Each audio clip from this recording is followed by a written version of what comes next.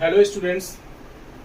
आज पूरा ग्राफ कैसे खींचते हैं उसके कुछ कॉन्सेप्ट को समझते हैं। और इसमें जो पहला ग्राफ है y equal to mod x है।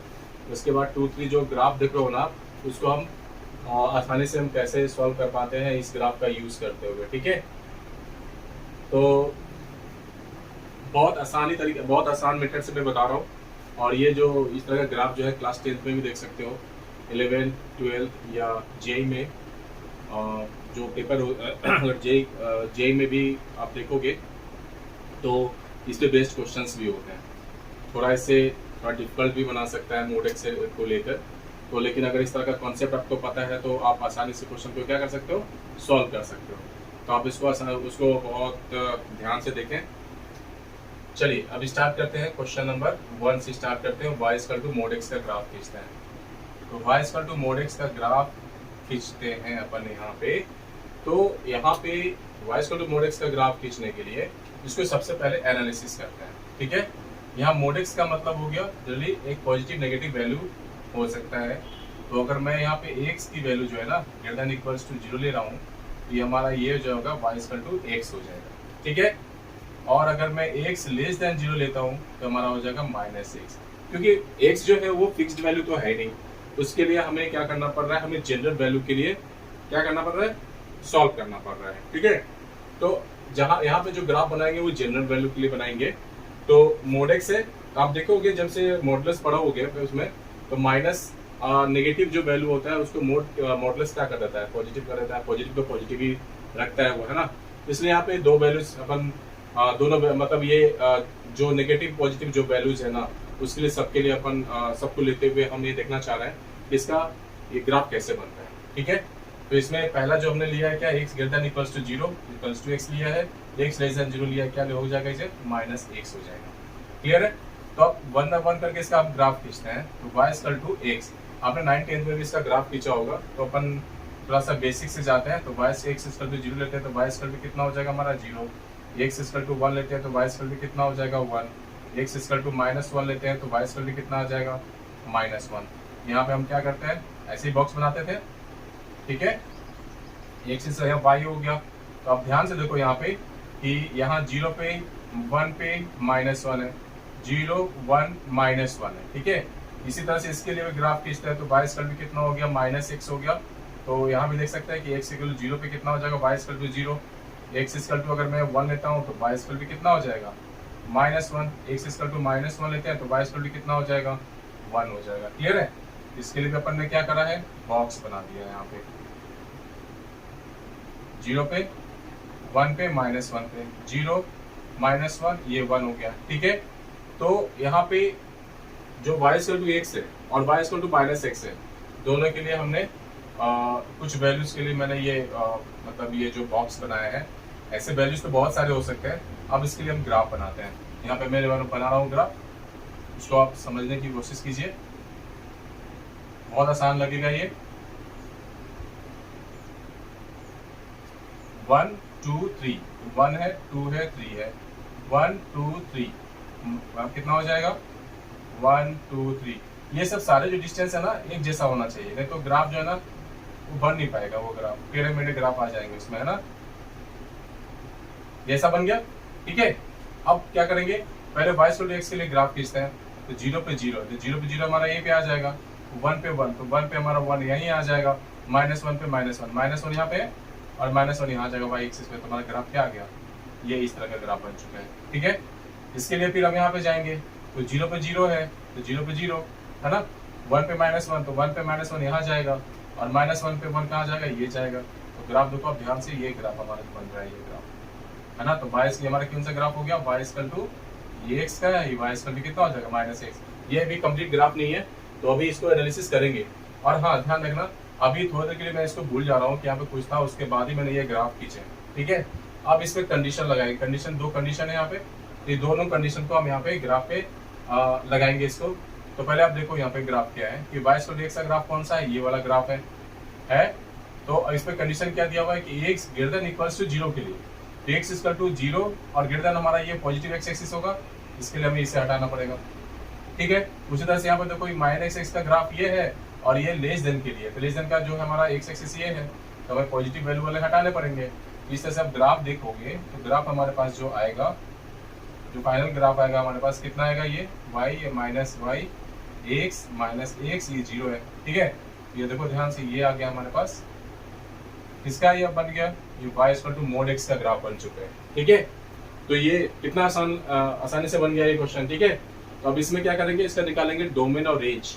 डोमेन रेंज तो आपको पता होगा, डोमेन क्या होता है, अगर कहा जाए तो ये x पे जितनी वैल्यू लेगा ना तो सारे डोमेन में आ जाएगा।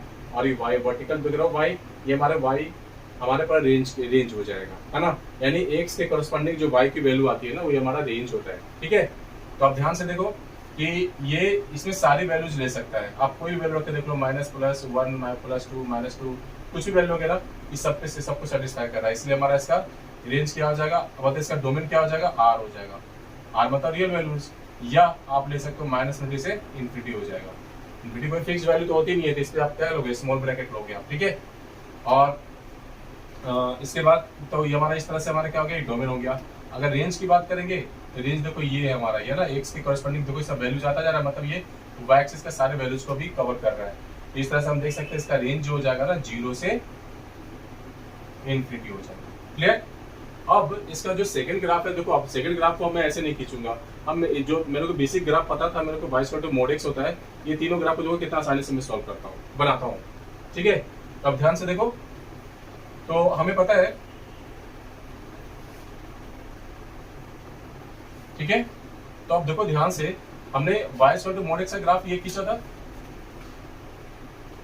है ना, ये हमारा किसका ग्राफ था, ये y equal to mod x का ग्राफ था। ठीक है, तो अब यहाँ पे हमें ये इसका ग्राफ पता है, लेकिन हमें ग्राफ खींचना है, इसका ग्राफ खींचना है। तो पहले देखो कि मोड x का ग्राफ हमें ये पता है और +1 है, तो +1 है, तो +1 कहाँ हो जाएगा, शिफ्टिंग ऊपर की ओर शिफ्टिंग हो जाएगी।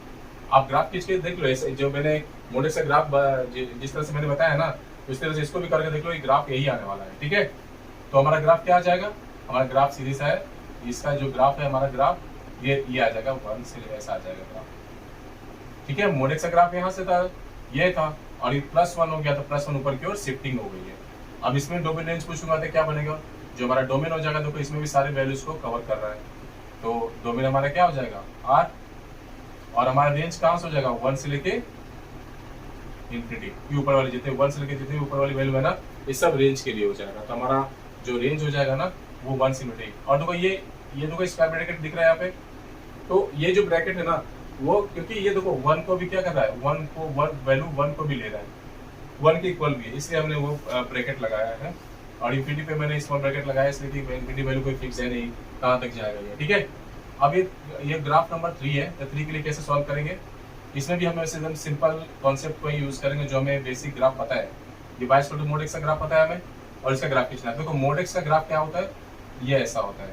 ठीक है, माइनस लग गया, ग्राफ का क्या होगा, ये पलट गया ग्राफ। ठीक है, -2 है, तो -2 ऊपर होता है कि नीचे, नीचे होता है ऑब्वियस, तो -1 हो गया, -2 हो गया, तो मतलब ग्राफ हमारा ये हो जाएगा। मतलब इसको ग्राफ अगर बनाना चाहें तो ग्राफ हमारा इस तरह से मिलेगा, ये रहा ग्राफ। ठीक है, अब इसमें भी डोमेन कितना हो जाएगा, देखो इसमें कोई भी वैल्यू ले सकते हैं x के लिए, तो डोमेन तो हमारा r ही रहेगा। ठीक है, रेंज के लिए अगर बात करेंगे तो रेंज कहाँ से हो जाएगा, -2 से इन्फिनिटी, क्योंकि वो पूरा -2 से नीचे की तरफ ही पूरा वैल्यू ले रहा है, तो -2 से इन्फिनिटी हो जाएगा। अब -2 के इक्वल भी है ना, देखो ये -2 के इक्वल भी है ना। अब इसमें अगर बात करेंगे इसकी इस ग्राफ के लिए, तो देखो मोड x का पहले देखो ग्राफ क्या होगा, अगर देखोगे मोड x का जो ग्राफ हो जाएगा ना, हमारा ये ग्राफ हो जाएगा। क्लियर, अब माइनस है, तो माइनस नीचे की तरफ ये पलट जाएगा ग्राफ, यही जो ग्राफ है ना नीचे की तरफ पलट गया, और ये +2 है, तो +2 ऊपर होता है कि नीचे, ऑब्वियस ऊपर होता है, तो 1 और ये 2 हो गया, तो हमारा ग्राफ क्या होगा, यही जो ग्राफ है ना ऊपर शिफ्ट हो जाएगा, ये हमारा ग्राफ ऐसा बन गया। तो हमारा ग्राफ क्या मिल गया हमें, अगर ध्यान से देखोगे हमारा ग्राफ जो है ये बन गया हमारा 1 और ये हो गया 2, तो ग्राफ हमारा ऐसा हो गया। ठीक है, तो अब इसमें देखोगे ध्यान से कि इसका डोमेन और रेंज क्या होगा, इसका डोमेन भी क्या होगा, सारी वैल्यूज को ले सकता है ना, इसका भी डोमेन हो जाएगा r, मतलब r मतलब -∞ से लेके -∞ से लेके -∞ से लेके पॉजिटिव इन्फिनिटी तक। ठीक है, और रेंज क्या हो जाएगा, तो देखो 2 से जा रहा है नीचे की तरफ पूरे वैल्यू ले रहा है ना, तो 2 to -∞ हो जाएगा। ठीक है, तो इसका रेंज 2 to माइनस इन्फिनिटी।